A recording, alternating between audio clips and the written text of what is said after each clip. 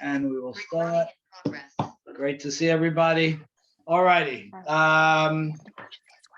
We're going to do do something a little different tonight, sort of a throwback to the style that we've done in the past. And we're not doing any halachot tonight, despite the strong demand for halachot. We're going to hold off on that for tonight. All righty. The Rabbi Aryeh Kaplan. Anybody remember him? Rabbi Aryeh Kaplan. So he was one of the giants of the 20th century. Though I know he passed away young, in his 40s or mid 40s. And what he did is he brought a lot of ideas, Kabbalah-related ideas. Hey, Mickey, how are you? He brought Kabbalah-related ideas to everybody. He had a beautiful style of writing. He was a self-made Talmid Chacham, really built his Torah, and had a beautiful style as well. So he says a very interesting thing. He says that Hanukah, you want to understand Hanukah? It's all about the dreidel. He says it's all about the dreidel. What does that mean? He writes as follows. He writes, Hanukah is defined by the dreidel because everything goes in cycles. I'm quoting, man becomes angel, angel becomes man, head becomes foot, foot becomes head. Everything goes in cycles, revolving and alternating. All things interchange, one from another and one into another, elevating the low and lowering the high. What is he saying? What is one? He brings two perspectives on the dreidel, this being the first. The second one, we'll talk about it in a minute, being the one I really want to dig into. But what is he saying here? He's talking about how the dreidel spins, and he's talking about the ups and downs of things. Anybody want to paraphrase what he says? Head becomes foot, foot becomes head. Everything goes in cycles, revolving and alternating. All things interchange. All things interchange. So what is he saying? Yeah, sorry. What goes around comes around. Yeah, and keep going. When you're on top, that you got to think that it's not going to stay there. You're going to fall down. Right. So he speaks like Hannah speaks, and he says that there is this process in life that keeps moving, fairly straightforward, something we all know and have all experienced, where things keep moving, things keep evolving. Hi, Sarah. What's up will go the other way, and therefore what? What is his point? What is his point? Don't take it for granted. Good, and more, Abe. Keep going. What else is his point? What is his point? When he says that life is the dreidel, that head will be foot, up will be down. What else is it? True, don't take it for granted. What else is he saying? I think he's saying also like you have to see things from every point of view. Exactly, and if it's going to land on that side, it's going to land on that side, right? Hey, Erwin, it's going to land on that side, right? What does that mean? Could that mean that the up is not an up and the down is not a down? Is that a possibility? It might mean that the up is not an up, as we would typically classify it, and the down is not a down. So let's just see. Let's leave that as an open question. Then he goes one step further, and he digs a little deeper into the Kabbalah that he's so deeply fond of, and he says the letters on the dreidel, Hey, Nun, Gimel, Shin, stand for the following. Hey, the Hiyuli. Hiyuli means the primal area of existence that's part of everything. That's part of the Shamayim Ba'aretz Tohu Vabohu, the unformed heavens and earth. We call it Hiyuli or primal, which despite the fact that HaKadosh Baruch Hu goes and forms everything, God says that there is a pocket of the primal that remains forever unformed. Hold on, this will all start to come together. The Nun, he says, is the Nivdal, which he calls the transcendental, which is something outside of my physical realm. The Gimel, he says, is the Galgal, the Galgalim, or the heavenly spheres, or the celestial world. And the Shin, he calls the Shafal or Shafel, meaning the basic world. So he says, what is Hanukah? Hanukah, obviously, he says, is understood by looking at the most playful element, the dreidel. And what does the dreidel have? It's true, Nes Gadol Hayasham, Nes Gadol Hayapo. There was a miracle there. You know, in Israel, they have it. There was a miracle here. He says, but come on, that's not what the dreidel is about. The dreidel tells you that the primal, the beyond physical, the heavenly, and the earthly, those are all in this beautiful little toy. And those are all what Hanukah is about. So let's see. Rabbi Aryeh Kaplan, a giant of a thinker, wrote and published many books, boils down Hanukah to one thing. And I'm exaggerating, but let's say it this way for now. He boils down Hanukah to say that Hanukah is defined by one thing, the dreidel. You want to understand Hanukah? Play with the dreidel. Inside A is, there will be the spin, there will be the changes, there will be the turns, the good will be otherwise, the top will be otherwise, and so on. Sounds like a very simple message, certainly not worthy of someone of his scholarship and greatness, but let's hold it because he said it. Second thing he says, which also seems curious in terms of Hanukah, he says that no, the dreidel also talks about those four areas of reality. The primal, which again, it's a hidush that our rabbis bring. Shlomo HaMelech talks about it, King Solomon and others, that the element of creation, that raw, untamed, chaotic element of creation where the world started, that still exists on some plane, as does the practical world we live in, the heavens that we look up to, and the spiritual world beyond the heavens. So if we had we dialed up Rabbi Kaplan a handful of years ago, he would have said, you want to get Hanukah, pick up the dreidel and start to play and think about these things. Okay? Hold that for a couple minutes.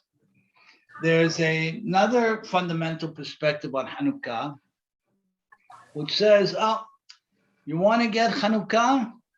Go back to the Sefer Bereshit and study the story of Yaakov and the Sulam, of Yaakov and the ladder that touched the heavens. What was the story? Who remembers how the ladder's position was described? It was going from the bottom to the top. And the Right. angels were going up and down. Right. So the angels, right. So the ladder went from the earth to the heavens. The angels started where, Sarah? I think from the top to the down. No, they started, as you said the first time, they Oh, started from the bottom. The Yeah. angels started from earth, went up to the heavens, right? And there was this ongoing litany of angels up and down, starting on the bottom, right? And who was overseeing it all? Who was Nitzav on top? Yeah. Anybody remember? HaKadosh Baruch Hu. Oh. So when Yaakov Avinu leaves the land of Israel, leaves his family, in fact, leaving everything, HaKadosh Baruch Hu sends him this primal sign. This is a sign he sent him. He could have sent him a whole bunch of things for him to build his next stage of his life on, completely outside the house of his father, with no sense of God whatsoever, right? He goes to a place where there's absolutely no sense of God, no sense of his father's religion, no sense of his grandfather, nothing. And what does HaKadosh Baruch Hu send him? It sends him the picture of the prophecy of a ladder anchored strongly in the ground, going all the way, piercing the heavens. And he somehow prophetically was able to see that it pierced the heavens, with angels starting on the ground, not coming down from heaven, going up to the heavens, giving a salute, so to speak, to HaKadosh Baruch Hu, and coming back down. That's the sign he gives Yaakov Avinu to tell him, this is who you are, this is what you got, this is how it works, hang on to it. Okay, so far? So, we're talking about the soul of Hanukah. We're saying, A, Aryeh Kaplan, it's all about the dreidel. We're not quite sure why. B, other great thinkers who say, it's okay, it could be about the dreidel, but you want to get a reference to Hanukah in the Chumash. Is it a direct reference? Of course not. But is it enough of a reference to say that this is what defines the holiday? Oh, you want to look at something somewhere in the Chumash that will define the holiday of Hanukah? Look at the story of Yaakov and the Sulam and the ladder. Good so far? We okay?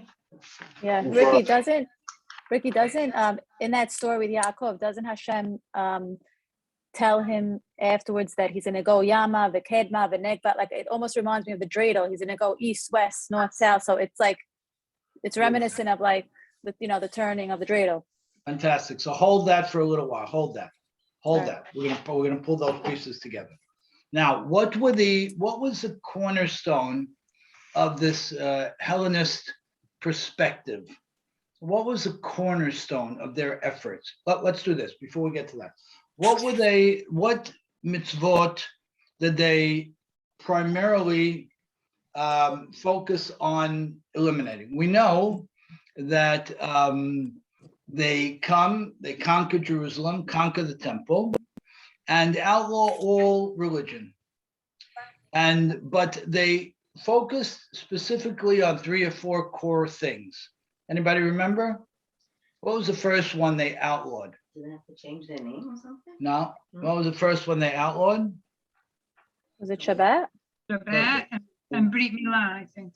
Excellent. First 2 was Shabbat and Brit Milah. Good. What was the point in outlawing Shabbat? Why Shabbat? By the way, step back. Why? What's the deal with Shabbat? What are we celebrating with Shabbat? You're acknowledging that God created the world. So I don't think they believed that a God created the world, did they? They thought that No. that it was Fantastic. self. I also think they didn't want them to congregate because they knew they would get together on Shabbat. Okay, good. So God didn't create the world. There is no creator of the world, right? Right. And so the first step is that this God who we say is in control is not in control. There is no such thing as a God who's in control, and man effectively is in control. So when they come, they want to come and say, you all think that there's something greater than you? There isn't. Why give up the ability to master the world on Saturday by proclaiming that there's another master? There ain't no other master. Saturday is your day. So keep going.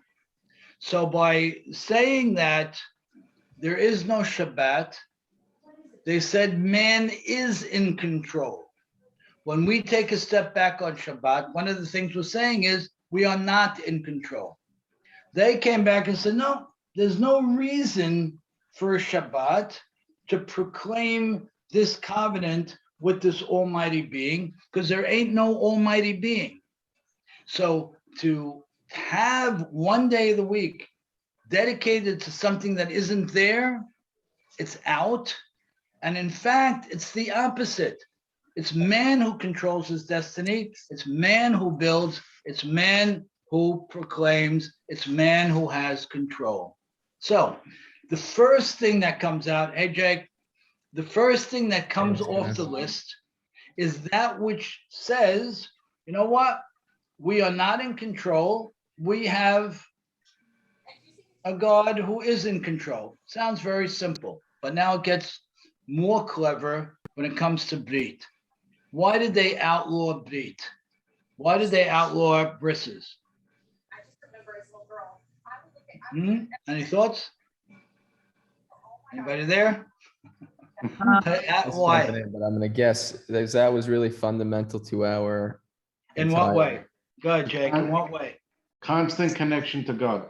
Constant connection to God. How? How? It Abe? is. You're right. It's the covenant, right? I mean, it's the underlying principle Good. for In what everything, way is it? In what way is it? I think in like procreation, right? right? Right. But even more, even before that, what does it say when we violate, so to speak, in quotation marks, when we violate the body, right?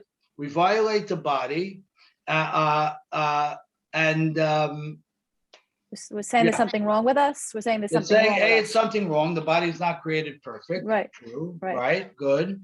But they also said something else. We say that when we violate, so to speak, the body, we do so because we have the perspective that the physical and the spiritual coexist in this vessel, in this package called the body.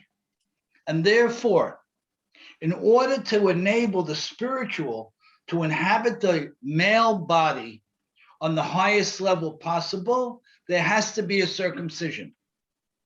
The Hellenists said there ain't no coexistence between spiritual and physical. There is no such thing. There might be a non-physical domain. It's not a godly domain, but there might be some type of transcendental domain. They didn't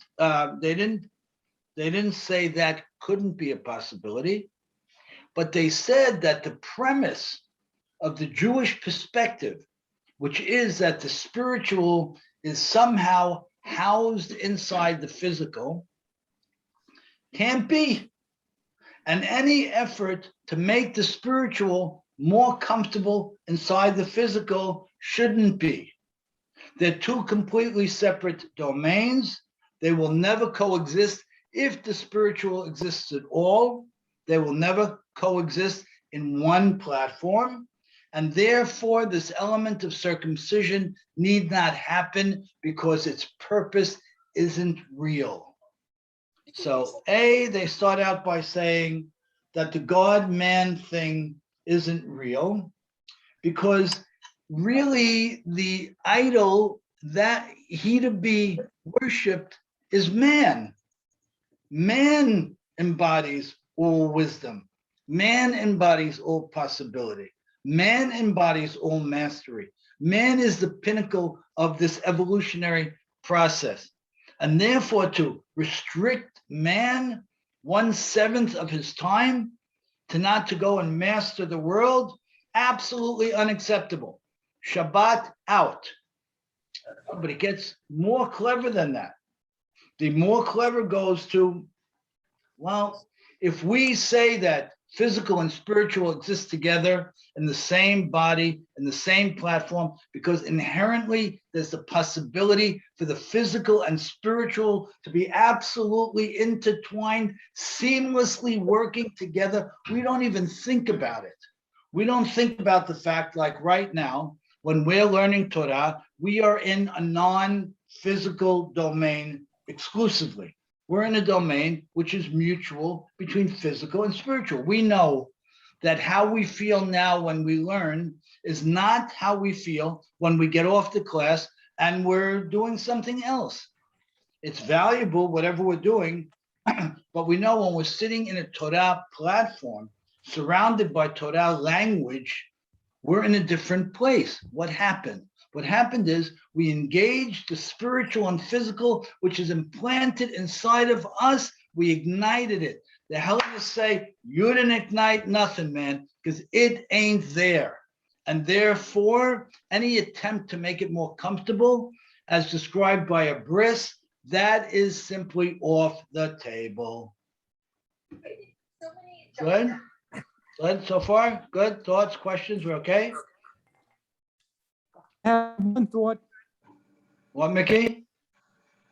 uh, just to go back about the circumcision, about, I went to see my son in Pennsylvania, Langhorne, Pennsylvania. And on one of the highways going to take him out, there were a bunch of people all wearing white suits with signs, ban circumcision, it's There you go. cruel, Yeah. it's child abuse, Yeah, and these they people are have, they, crazy. it's an issue in some European countries as well. It's an But issue. they Why? didn't stop traffic, they're just standing Yeah. on the corner. Why defile the body? That's their perspective, and it's a real thing. Third thing they came up with was no more Rosh Chodesh, no more Rosh Chodesh celebration. And why would you say that is? Why no more Rosh Chodesh? What's personified by the fact that we're Mehadesh, the month, that we proclaim a new month? What are we doing by doing that? You all know this. You learned this. Huh? First, I want to take you through your choices. Yeah, Mickey, I'm sorry. What were you saying? It's renewal, It's renewal for what? it rejuvenates, each month rejuvenates itself. What else is it? What else is it? Good. What else? Come on. Why do we do the Kiddush HaChodesh? Why do we sanctify the month? Why do we say Hallel? What's the point? The point is that, yeah, Praise Hashem. praise Hashem, but more than that. The point of sanctifying the month is to remind ourselves of what? You're all familiar with this, but you didn't think about it from this angle. What was the first mitzvah that we got? The first mitzvah that we got was what? Time. Time. Beautiful. The first mitzvah we got was time. What was the first mitzvah about time? What was it? It was to declare the Chodesh, right? With what intent? What intent? For the holidays. For the holidays, yeah, but more. Why did God give us the ability to declare when a holiday is, when a Chodesh starts? Why did he give us that ability? Wasn't that masters over our time, what we didn't have in Egypt? Say that again. Mastery over time we didn't have over Egypt. Good, but more. Go further than that. Why?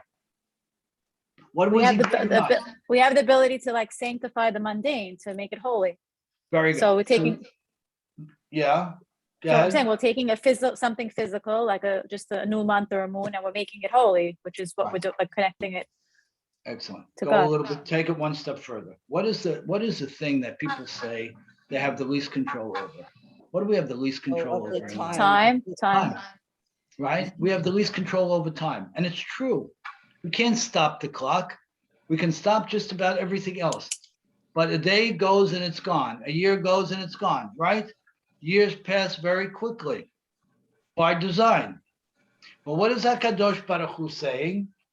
That this thing called time, which is in practice, not only in theory, overwhelmingly outside of the control of man, is absolutely inside the purview of man. Meaning, this thing, the most powerful, the most autonomous of all elements of creation, time, HaKadosh Baruch Hu says, this thing called time that you, Mr. ABC, Miss XYZ, think you can't get anywhere near? What are you talking about, man? That's totally in your control. You can sanctify it. You can declare if it's Tuesday or if it's Rosh Chodesh. You can declare if it's Tuesday or it's Rosh Hashanah, not Rosh Hashanah, or it's Hanukah or it's Sukkot. You can declare that. You have the ability to take what's seemingly the most independent of all creative elements and put it under your jurisdiction. So what do the Hellenists do? They want to send the absolute opposite message. The message they want to send is, we don't have control over anything, least of which is time. So the idea of Kiddush HaChodesh, the sanctification of the month, is absurd. What do you think you are? You think you have the ability to impact time, to infuse time with meaning other than what it has? You think that you have the ability to declare that anything in life is not linear? They had this absolute linear perspective about things, that things move in a straight line and a straight line only, with step two having very little to do with the step before it. We have a completely opposite perspective. Some of us have learned it together in the past. We have a cyclical perspective, that we have great level of control. And the person I am here is different than the person I was there. And time is a tool for me. And like everything else in creation, I don't absolutely control it because there is a God, but I have an immense level of control over it, because I can take time and I can waste it, I can kill it, or I can infuse it with the greatest value. And two people can live 120 years, and one person built all kinds of wonderful things, and the other lived the same 120 years to the day, and his time was completely different. So, Well, with all that said, the curiosity, what's their claim? What's their claim to refute? What, in other words, we buy into it, they don't. What's their sell pitch? What? excellent. So where are they going? Where's all this going? So let's imagine. So no Shabbat means it's not me and God. It's just me, right? I'm the master of the world. Man is, right? Good.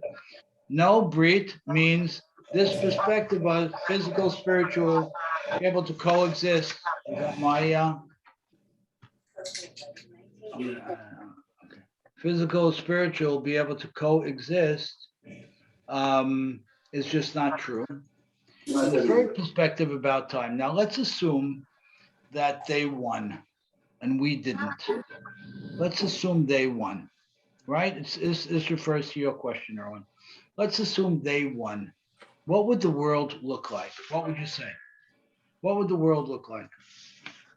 So you win it all the time, because time is just gonna go. So just the fact that we measure it and they think it doesn't, there's no measurement. So how does that change? Okay, good. So How does let's that go. change? How does that change the world moving? So I'm gonna try and answer your question with my question. Try to answer the question with this question. Had they won, right? How would the world be different? How would the world be different had they won?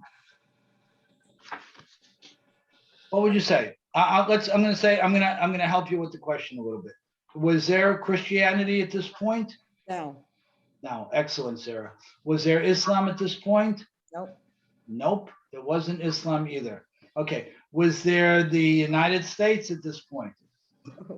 No, clearly not. Was the Bill of Rights of the United States written at this point? Obviously not, right? Good. So had the Hellenists won, what would our world look like? Chaos. Huh? It would be chaos. It would be chaos, but be more specific. That's too big a word. Be more specific. Talk to me. Use the hints I just gave you. Had they won, so they wouldn't have time differences? Everything would just blur into one time zone? but more than that, go back to the parameters I just gave you. Had Christianity followed this time No other period? religions. Godless society. We'd have Nazi Germany. That's right. That's exactly what we'd have. That's exactly what we'd have. There would be no Christianity. One second. Just hang on. Let's pull this point together. There would be no Christianity. There would be no Islam. There would be no religion. Why? I don't get it. Why? Because this religion predated all other organized religions, Judaism, right? The goal here from the man who was the most powerful person on the planet, the great empire, right, the Hellenist Empire, was to eradicate this notion of something other than the absolute focus on man. And to Joy's point, what would have evolved was that man would have become God, as people thought they were. Hitler, Right. Mussolini, people like that, other people Oh. throughout time.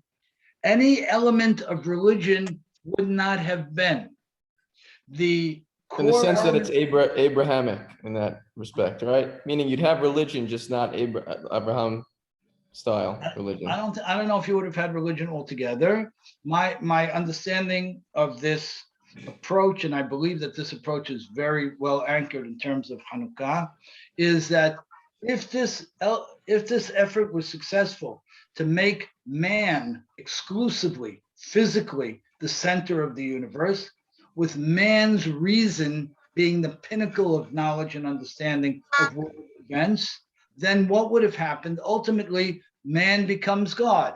Hitler was like a god to people. Mussolini was a god to people. These were the people who inspired those around them with an absolutely anti-God perspective. Meaning, Tabadazara, really, which existed at the time, obviously, but good. So now, this little war with the Jews absolutely had extraordinary historical significance, because had the Jews lost, or putting it differently, had the Jews not fought, and then had the Hellenists won, because remember, and you're all aware of this, that this perspective was extremely popular in Judea. It was extremely popular. The Hellenists had tremendous support among the Jewish people. In fact, most historians say that this was a civil war more than it was a war against an outside power. It was a civil war that was fought. So if so,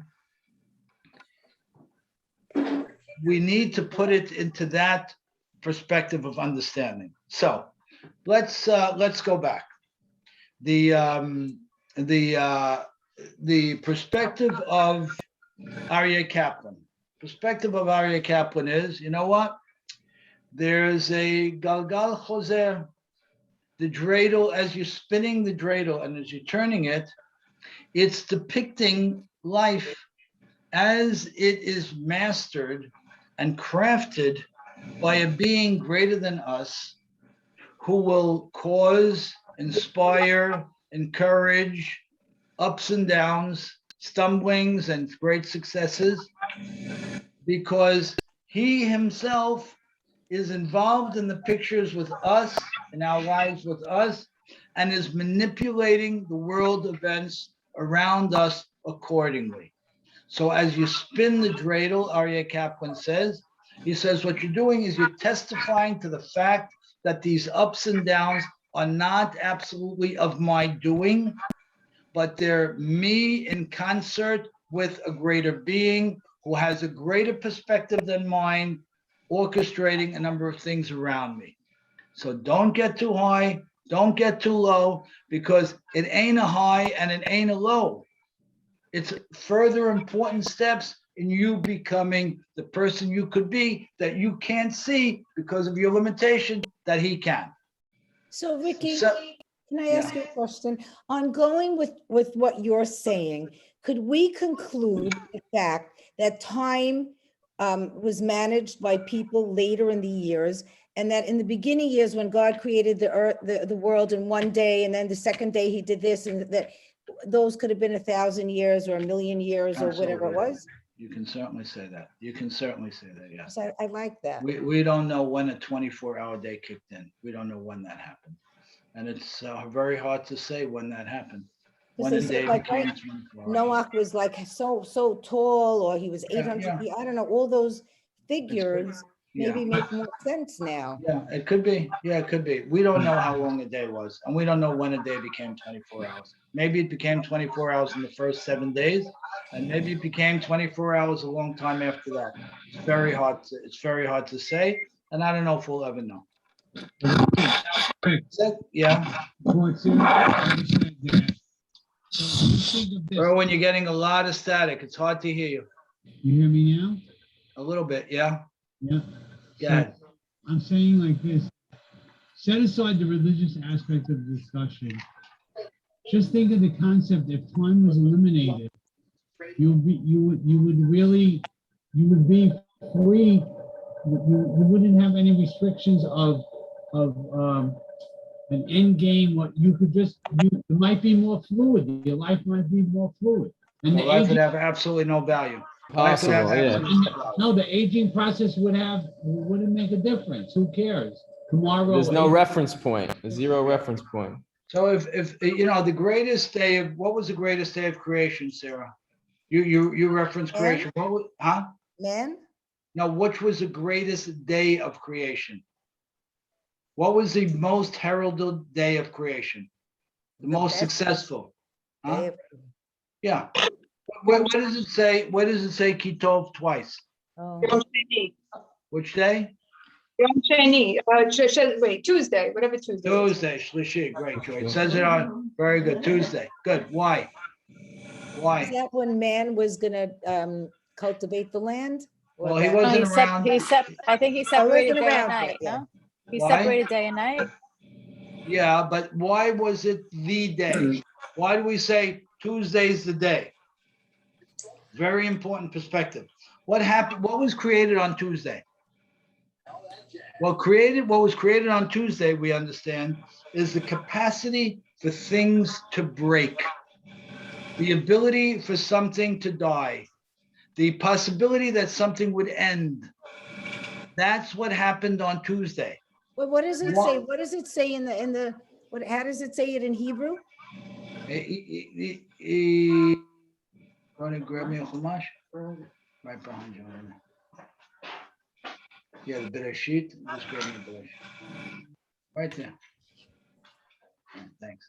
Okay, let me look it up as we're talking, because we weren't thinking about this.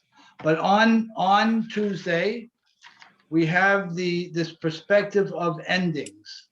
Okay, therefore, on Tuesday, we claim that we believe that Tuesday is the greatest day of the week, right? You want to open a new business, you open on a Tuesday. You want to move into a house, you move in on a Tuesday, right? It's a day of Pa'amayim Kitov, right? So why is Tuesday that day? Why is it such a beautiful thing that there were endings on that day?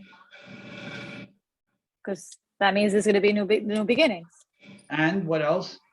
Let's say you could buy something and it would last forever. How much value would it have? Nothing. It gave it Zero. value. It gave it value. Right? It would have zero value. It would ultimately have zero value. Nothing would have any value. So, to Erwin's point about time, first we say that, this element of time has incredible value. That things age, things wear out, and therefore things have value. Because things end, because things are limited, they have value, right? One painting, one masterpiece has great value. If the painter made 6 of those paintings, it would have that much less value. So a moment has value because it's a moment and it's never coming back. When HaKadosh Baruch Hu goes and says, I created the thing, I don't know where that is all coming from. Hang on. Everyone, I'm going to mute you if you don't mind. Till we clear this. Okay, great. Okay, great. Okay, so when HaKadosh Baruch Hu says that I'm taking that which has the greatest value and I'm putting it in the control of man, he says something extraordinarily empowering. And that's something that we believe, we take it, we run with it. And it gives us that defining element of our relationship with God. So let's say the Hellenists won. The Hellenists win. We have an enlightened Judaism, which over time is not Jewish anymore. So essentially, in many respects, I mean, thank God it doesn't affect us, but it's happening in a number of places in the United States where, the Americans are wonderful people, they're very good people, and they truly are. And therefore, who needs Judaism? And it's true. And that's really what's happening. We happen to be, as we've said before, super fortunate that we're outside of that. We're inside our little bubble. So now, we proclaim that time is God made and man controlled, not completely controlled, but even more complex than that. It's mutually controlled by God and man. Wow, that's a big thing. Mutually controlled by God and man. Now you have an interesting thing. You have the military victory of Hanukah, and you have which was extraordinary to be celebrated, and you have the miracle of the Pach Shemen, of the flask of oil. The rabbis go back and forth in the Gemara as to which is the greater miracle. Which one was the greater miracle? Where do we end up? The oil was the greater miracle. Why? Why was it the greater miracle? Why was it more important? Why do we celebrate with a Hanukah? Yeah? It's like time was suspended for the oil. Time was suspended for the oil. And what did it demonstrate? What did the oil thing demonstrate more than anything else? That there's God controlling it? That it's God and man. We found the flask. We lit the menorah, the candelabra, And God took over. and God stepped in. That was absolute in complete contrast to what the Assyrian Greeks were promoting. It was the exact opposite. And therefore, the oil is the primary expression of the miracle, not the celebration of the war. It's different than Purim. In Purim, we're really celebrating a military victory. We're celebrating all the miracles that brought us there, and the circumstances and the focus is different. But over here, the primary celebration is the coordination and the collaboration of man and God, with it starting by man. The malachim olim v'yordim.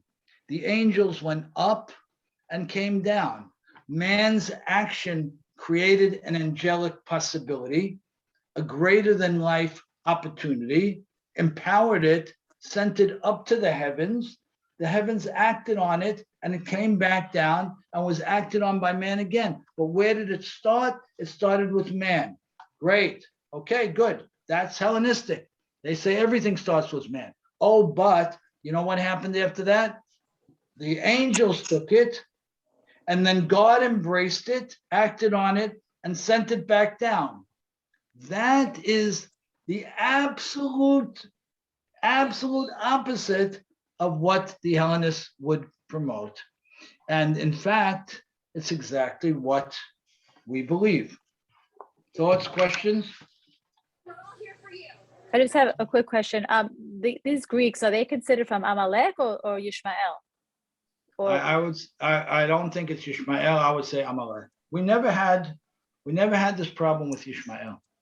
We never had a problem with Yishmael of wanting to destroy the concept of God.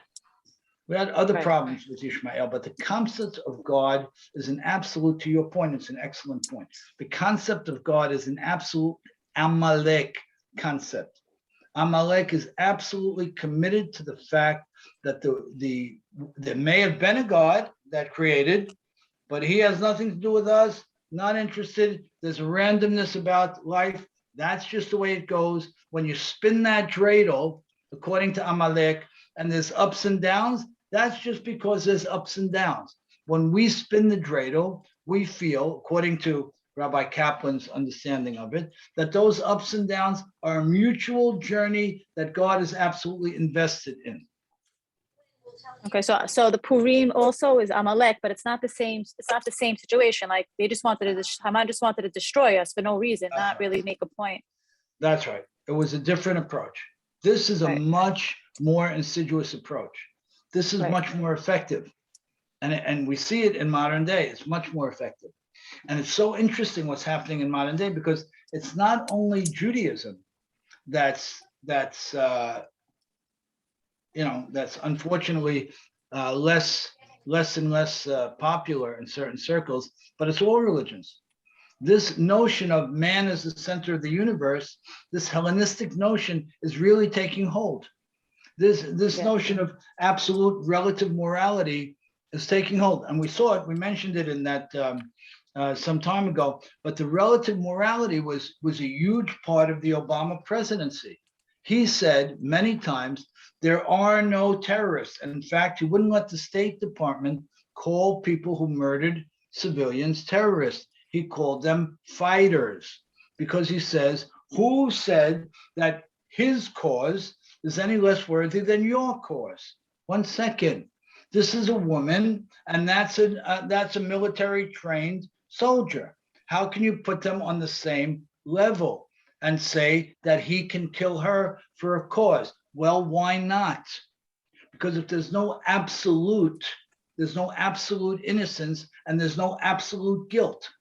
And that's the world that the Hellenists suggested. There was nothing absolute anymore. Everything was relative because there's no God saying yes and no, bris or no bris.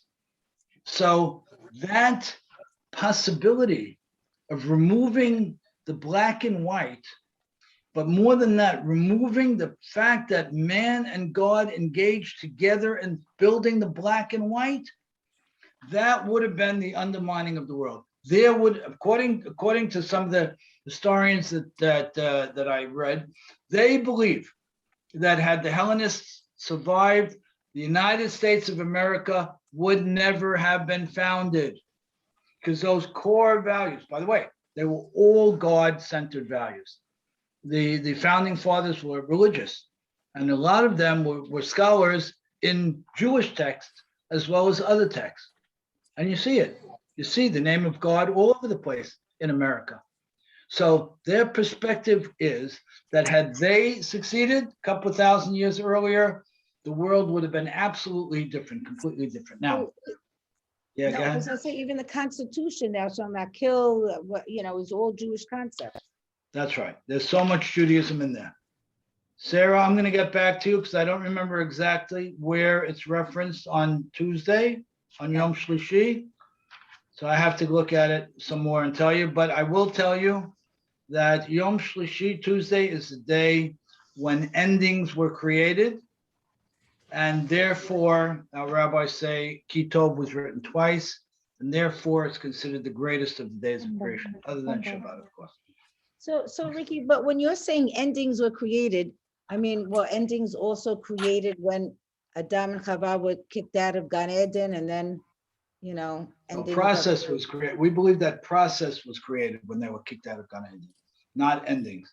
So and again, we're going to put it into our terms because we can't really say we understand this. I don't think anybody can. It maybe if when man and women were in Gan Eden, it was an instant gratification. There was no process. Something didn't have to grow. It wouldn't die. There was no right. There was forget it wouldn't die. Leave that aside. There was no process.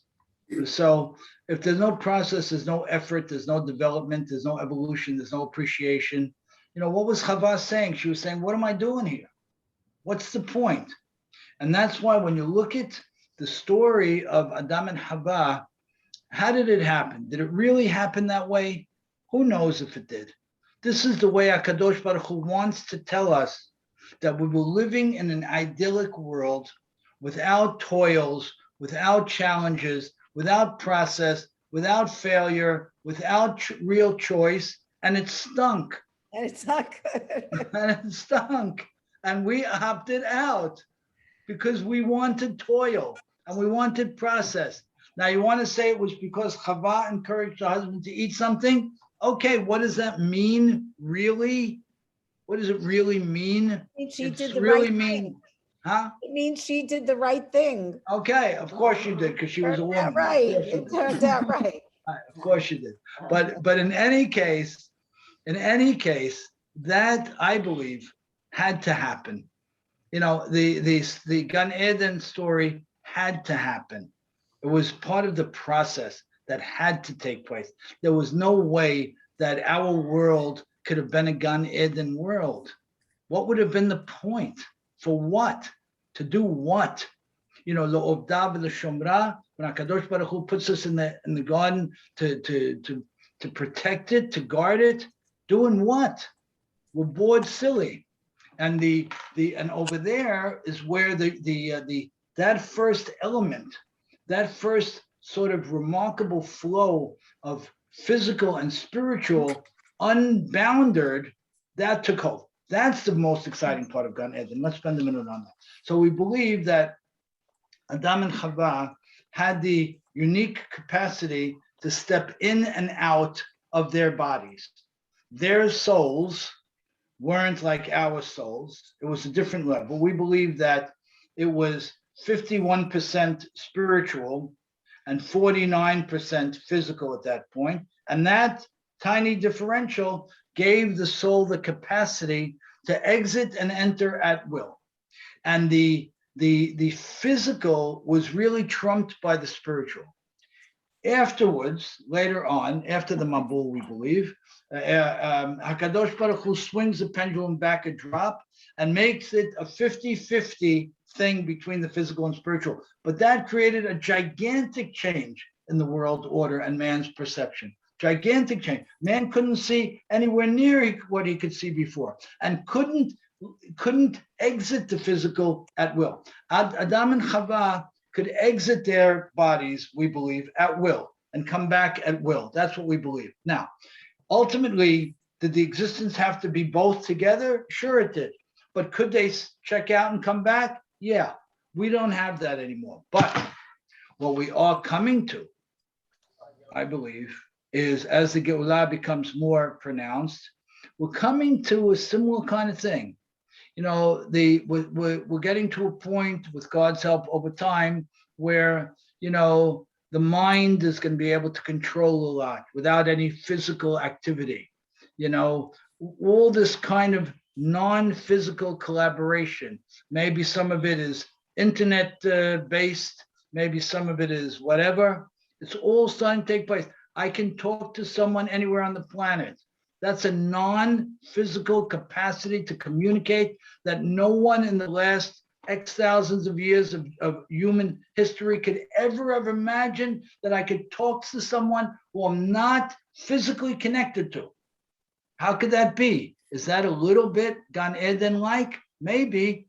Some people think it is. I kind of think it is. Is it exactly the way it was then? I don't know. We probably never know. But is it? But it is a precursor of that, where we can speak without any physical capacity to do so. What is the internet anyway? How are you responding to me in 3 seconds from the other end of the planet? I don't know, but it's happening. So when we say that Adam and Chava had this capacity to go beyond the physical and communicate and connect to everything that way, wow, that's pretty cool, So let's put it together. The things like, and it goes to Serene's point of Amalek, things like, we call it the 3 emunot, the emunah of Ma'al Hayam, the emunah of Har Sinai, and the emunah of Ha'am Mitzrayim, the belief of the experience on the water, where God demonstrated his involvement in the world, the belief and experience of Mount Sinai, where God gave us something and directly communicated with hundreds of thousands of people, and the experience of Egypt, where God became very active, directly active in nature and moved things around. These are the things that were not at all in the lexicon of the Assyrian Greeks. They didn't want to know any of this. This not here, it never happened, it didn't happen, it can be rationalized away, and that's just the way it is. We came out and we said, that's not true. We have an ongoing relationship with God. We have a robust conversation with God that takes place anytime I want, by anyone who wants it, on any subject you want. And you know what, y'all? And we'll put it all together with this. You know what? You know what's the absolute identifier of all that? the oral law, the Torah Shebe'al Peh. Because what is the Torah Shebe'al Peh? It's a pretty illogical thing. It's a pretty fascinating thing. HaKadosh Baruch Hu gives us a law, we take it, we interpret it 70 ways, up to maybe more. 70 is just an example, all of which are considered true. What are you talking about? God gave the law to you. You have the right to interpret it, and you're all valid in your opinions. And the ultimate decision on how the God-given law is exacted in daily life is up to you. If there's anything that could ever describe the anti-Hellenistic perspective about things, it's just that. And that's why we say, more than anything else, the Torah Shebe'al Peh is the grand slam repudiation of the Hellenists. God-given, man-interpreted, man-defined, God-stamped. That's what we got. And that's why when we say what really speaks to Hanukah most directly, we say Torah Shebe'al Peh, the oral law, because nothing demonstrates the vibrancy, the absolutely unrealistic, fantastically unrealistic relationship that we enjoy with God. And that's why more than anything else, Hanukah is a celebration of the Torah Shebe'al Peh, the oral law that man defines. So that's what we got. That's the soul of Hanukah, in my opinion, and it's exciting. It's super exciting, and when you think about how the world order was shaped for the 2,000 years that followed, you see what pivotal role this small band of people at that critical point in time played in world history. Good. Thoughts, questions? Erwin, we're gonna mark this as one of your quieter nights. That's all right. You're allowed. I know I'm not. I am mellow tonight for sure, which is a rarity. But at the same time, I'm sponging information that's sort of foreign to me, so I'm trying to get a grasp of it. Okay. So one of the key reasons I love this forum and you is that you have the ability to, to drift and look at different views and sticking, of course, to the base of Judaism at the same time. Right.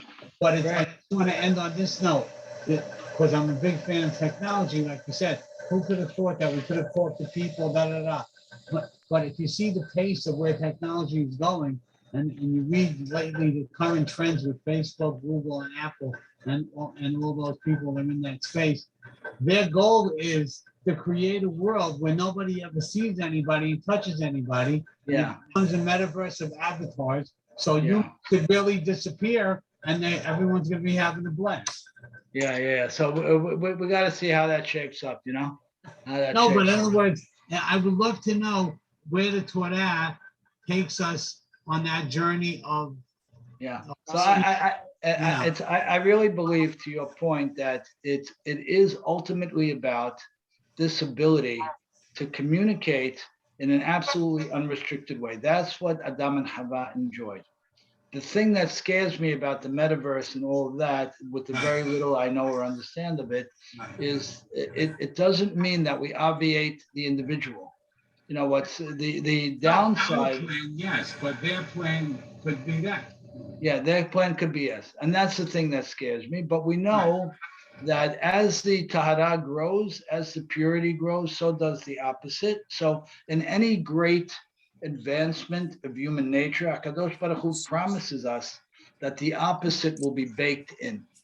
And it's our job, largely our job, and others, of course, the righteous among the nations, but it's our job to tease out the beauty in the advancement and to just champion the beauty and to try and highlight the stuff that really shouldn't be perpetuated and shouldn't be kept alone.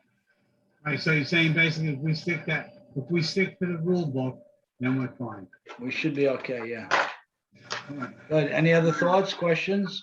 Thanks, that was great. It's interesting. You think about Greece in the context of Torah in general, it's not always in a negative context, right? I mean, you think about the beauty there and how we relate to that. So it's not necessarily all bad there.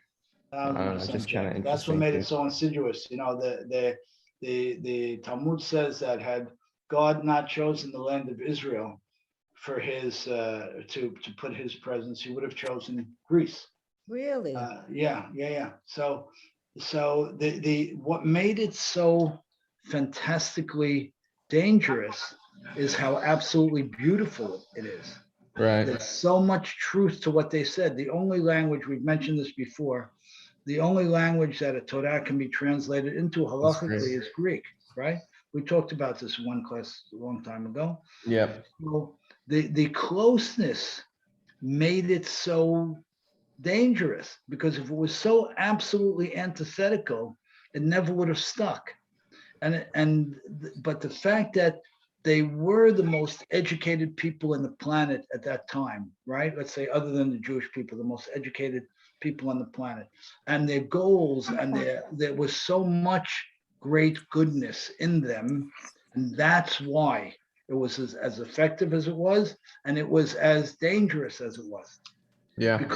Because there was greatness and there was a lot of truth in it. It just was a truth exclusive of our fundamental beliefs. Would you equate it to the culture we live in today, or you think it's a separate thing? No, I think it's very similar. I really think it's very similar. Yeah, I think that's what we're seeing today. We're seeing a lot of wonderful people. There's a lot of very good people on the planet with very good values who don't have a God basis or focus. And those people have become magnets for a lot of Jewish people and have attracted a lot of Jewish people, Right. unfortunately. And again, Jewish people wouldn't be attracted to, unsophisticated, unintellectual. They're attracted to them because they are sophisticated, intellectual. Yeah. But they're leaving behind, the essential element. You also have the availability of information, amount of information we have access to. Yeah. Serene, you were going to say something? No, I was just wondering, the Greeks, what's their religion for the most part now? They Catholic? What are they? So it's very interesting. Today, modern day, I would guess they're Christian, because the Christians really had a tremendous they had tremendous success, in with the use of the sword to really convert most of the world. So my guess is that they're probably Christian today. And it was interesting, to your point, that the Hellenists of those days, the pure Hellenists, didn't have a god. But when the war was waged against the Jews, the god of Zeus, the Pesel, the statue of Zeus, was put into the Beit HaMikdash. So you already saw a blurring of things. Fundamentally, they said it was universalism. It wasn't about idols.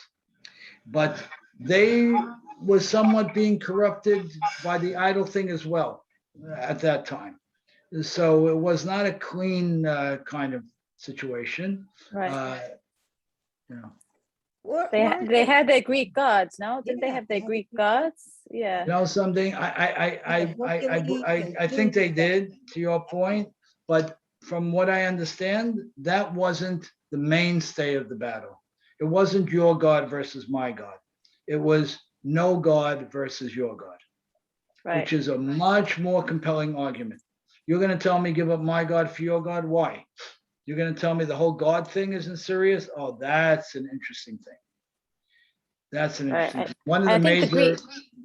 Yeah. I think the Greek gods also, like, they represented very like materialistic, like superficial things, like very physical things. Yeah. Like strength and beauty, and like they weren't things that really were so spiritual. So the question is, when did that kick in? We know the whole Avodah Zarah thing with Christianity came much later than Yeshu. So maybe the Greek God thing kicked in later. I don't know. But from what I understand is what we discussed tonight, which was that wasn't the essence of the issue. Right. That would have been a much simpler battle. That would have been a much simpler battle. Yeah. Great. But I just wanted to say, getting back to Erwin's point of science, and we're going further and further, I I mean, look how even in today's day and age, they want to take God out of the textbooks. They don't Absolutely. want, Yeah. so we really have to pick and choose, Yeah. where we're going with all of this. Yeah, you're absolutely right. And that's why we say with every great surge of tahara, of purity, there's an equally great surge of the opposite. And that's why life gets more complex, civilization gets more complex. And as the good grows, the opposite of the good grows. And it's really the mandate of the Jewish people and other, like-minded people on the planet to keep fighting for the good, exclusive of what comes with it. Exciting. And that's where it gets challenging. You're absolutely right. Yeah. And we got to keep our antenna up, keep alert. Great. All right, thank you. Great to see everybody. Thank you, Ricky. Great class. Thank Bye, you. everybody. Happy Hanukkah. Bye. Thank you. Bye. Thank you.